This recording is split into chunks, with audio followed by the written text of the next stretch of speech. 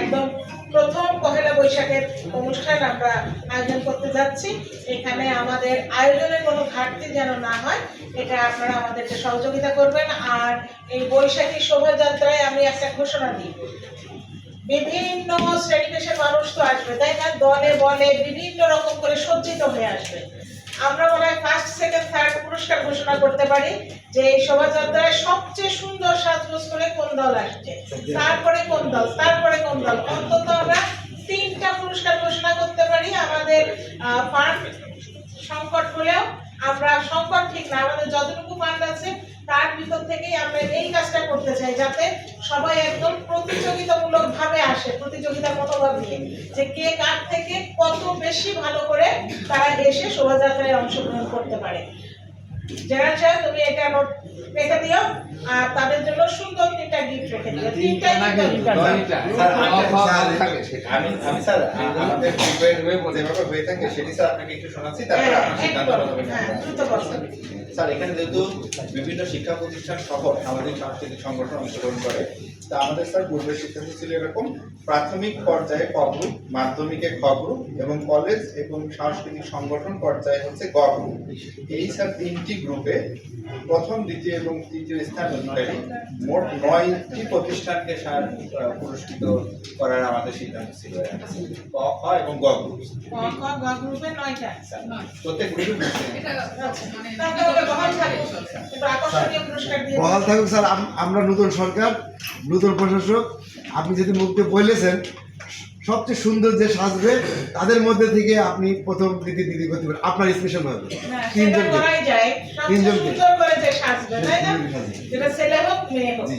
এটা আপনার পক্ষ থেকে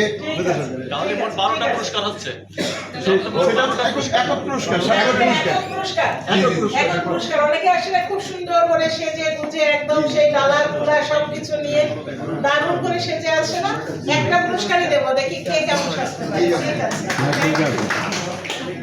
স্যার, ধন্যবাদ স্যার। তাহলে আমরা স্যার একটু আগে সামনে আমাদের পরের সিদ্ধান্ত ছিল জেলা শহর এবং সকল উপজেলায় বাংলা নববর্ষ উদযাপন উপলক্ষে রচনা প্রতিযোগিতা, সাংস্কৃতিক অনুষ্ঠান ও লোকজ মেলার আয়োজন করতে হবে। জেলা প্রশাসন জেলা উপজেলা পর্যায়ে আয়োজিত সকল অনুষ্ঠান সমন্বয় করবেন। জেলা প্রশাসনের সাথে সমন্বয় করে জেলা শিল্পকলা একাডেমি ও জাতীয়তাবাদী সামাজিক সাংস্কৃতিক সংস্থা জাসাস এবং বাংলাদেশ শিশু একাডেমি প্রতিটি জেলা এবং উপজেলায় চিত্রাঙ্কন প্রতিযোগিতা সহ সাংস্কৃতিক অনুষ্ঠান আয়োজন করবে। তাদের এখানে জাসাসের কিন্তু বড় একটা ভূমিকা আছে।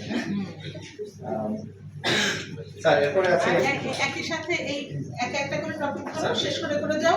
আপনারা যে সাংস্কৃতিক অনুষ্ঠান যত আনন্দই আয়োজন করেন সবকিছু 7টার মধ্যে ক্লোজ করে ফেলতে হবে। এটা যেন মাথায় রেখে আপনারা প্রোগ্রাম শিডিউল অ্যারেঞ্জ করেন। এটা উপজেলা প্রশাসন প্রতিটি ইউনিয়নে বৈশাখী শোভাযাত্রা আয়োজন সহ বাংলা নববর্ষ উদযাপনের প্রয়োজনীয় ব্যবস্থা গ্রহণ করবেন। যেহেতু স্যার ডিডিওতে স্যার আছেন, এই টাইম পর্যায়ের আয়োজনগুলো স্যারও প্রয়োজনীয় নির্দেশনা স্যার দিবেন। সংস্কৃতি বিষয়ক মন্ত্রণালয় কর্তৃক নির্ধারিত কর্মসূচি ছাড়াও জেলা এবং উপজেলা প্রশাসন স্থানীয় ঐতিহ্য অনুযায়ী অন্যান্য কর্মসূচি গ্রহণ করতে পারবে। জেলা উপজেলা পর্যায়ে আয়োজিত মেলায় দেশীয় ঐতিহ্য ও লোকজ সংস্কৃতির প্রতিফলন ঘটাতে হবে। মেলায় কোনো ক্রমেই জুয়া বা অশ্লীল কোনো কিছু যেন স্থান না পায় সেই বিষয়ে স্থানীয় প্রশাসন প্রয়োজনীয় পদক্ষেপ গ্রহণ করবে। এরপরের সিদ্ধান্ত ছিল জাতীয় পর্যায়ে আয়োজিত অনুষ্ঠান সহ জেলা উপজেলা পর্যায়ে আইন শৃঙ্খলা রক্ষাকারী সংস্থা সমূহ বাংলা নববর্ষ 1433 উদযাপনে আয়োজিত অনুষ্ঠান সমূহের সার্বিক নিরাপত্তা নিশ্চিত করবে। নিরাপত্তার পাশাপাশি সর্বস্তরের জনসাধারণের অনুষ্ঠান স্থলে নির্বিঘ্নে আসার বিষয়েও দৃষ্টি রাখতে হবে। এছাড়া অগ্নি নিরাপত্তা নিশ্চিত করবে ফায়ার সার্ভিস এবং সিভিল ডিফেন্স প্রয়োজনীয় সহযোগিতা প্রদান করবে। ফায়ার সার্ভিস তো আপনি এখানে আছেন, আপনারা প্রতিবারের মতো এবারও প্রস্তুত থাকবেন। এরপরে স্যার আমাদের সিদ্ধান্ত ছিল বাংলা একাডেমি এবং বাংলাদেশ ক্ষুদ্র কুটির শিল্প কর্পোরেশন বেসিক কর্তৃক বাংলা একাডেমি প্রাঙ্গণে, এটা বাংলা একাডেমির বিষয়, আমাদের যে স্থানীয় যে মেলা সেই মেলায় স্যার নকশি কাঁথা, জামদানি শাড়ি সহ হস্তশিল্প এবং বস্ত্র শিল্পের স্টল বরাদ্দের বিষয়টির প্রতি দৃষ্টি রাখার জন্য করা হয়েছে এবং স্থানীয় যে ক্ষুদ্র এবং কুটির শিল্পের যে পণ্য সেটি যেন আমাদের মেলাতে স্থান পায় সেই বিষয়ে আমাদেরকে উদ্যোগ করার জন্য বলা হয়েছে। এরপরে সিদ্ধান্ত রয়েছে সকল কারাগার, হাসপাতাল এবং শিশু পরিবারে এতিমখানায় ঐতিহ্যবাহী খাবার যেমন খই, মুড়ি, মুরগি, বাতাসা ইত্যাদি সরবরাহের ব্যবস্থা গ্রহণ করতে হবে। শিশু পরিবারের শিশুদের নিয়ে ঐতিহ্যবাহী সাংস্কৃতিক অনুষ্ঠান আয়োজন করতে হবে। শিশু পরিবারে কেউ আছেন এখানে? শিশু পরিবারে কেউ আছে? সমাজসেবা আমরা তাদেরকে এই সিদ্ধান্তের কথা আমরা স্যার জানিয়ে দিব স্যার। স্যার এখন আমাদের এই ছিল মেজর সিদ্ধান্ত মন্ত্রণালয়ের। এই সিদ্ধান্তের আলোকে এখন আমাদের স্থানীয় কর্মসূচি প্রণয়নের বিষয়। স্যার আপনি অনুমতি দিলে আমরা স্যার গতবারে যে সকল অনুষ্ঠান আমরা করেছিলাম সেটি আমি উপস্থাপন করছি, সেখানে আপনাদের মূল্যবান মতামত প্রত্যাশা করছি। স্যার আমাদের অনুষ্ঠান শুরু ছিল সকাল 8টায় জাতীয় সঙ্গীত, এসবে বৈশাখ গান পরিবেশনের মাধ্যমে স্যার, এবং এটার স্থান ছিল চাঁদবাড়ি মাঠ। সময় হচ্ছে 1 বৈশাখ সকাল 8টা। এই বিষয়ে যদি আপনাদের কোনো অবজেকশন থাকে বলেন। আমার মনে হয় বিকল্প কোনো মাঠ নাই। ওই মাঠটায় সকাল 8টা। সময় ঠিক আছে?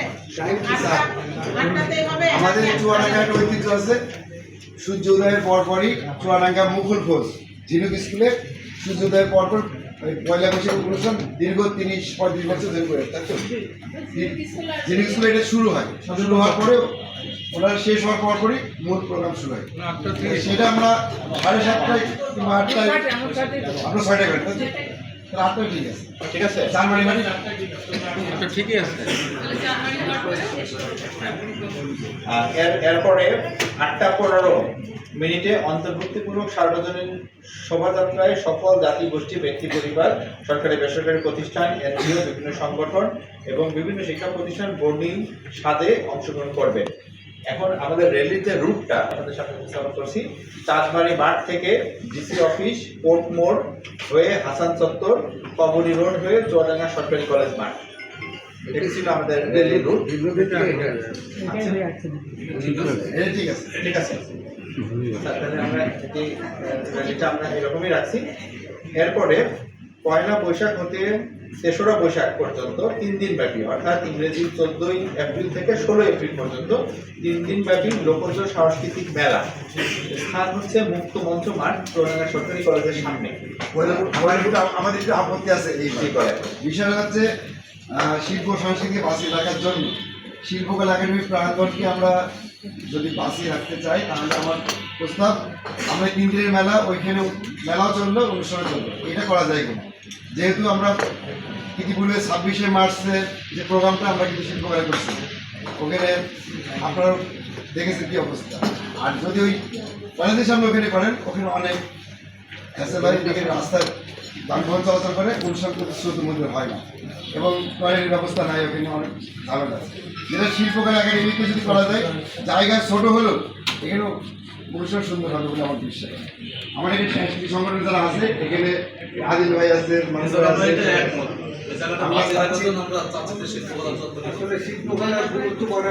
তাছাড়া কলেজের সামনে অনেক দোকান পাশে হয়ে গেছে, ওখানে একটু গ্যাঞ্জাম হয়ে গেছে কলেজের সামনে প্রচুর। শিল্পকলা আমরা 26শে মার্চের প্রোগ্রামটা করেছি। ডেফিনেটলি এটা মানে কালারফুল প্রোগ্রাম হয়েছে। জায়গাটা যদিও ছোট, তারপরেও মানে আমার এখানে মানে বন্ধু সংগঠন যারা রয়েছে, সাংস্কৃতিক সংগঠন বা সংগঠন যারা করছে, যদি স্যার পসিবল হয় আমরা এই শিল্পকলা মানে ফ্রি করা যেতে পারে। মেলার জন্য কালচার প্রোগ্রাম আচ্ছা, ঠিক আছে। সবাই যেহেতু সংখ্যাগরিষ্ঠের মতামতই গণতন্ত্র, তাই তো? পাস।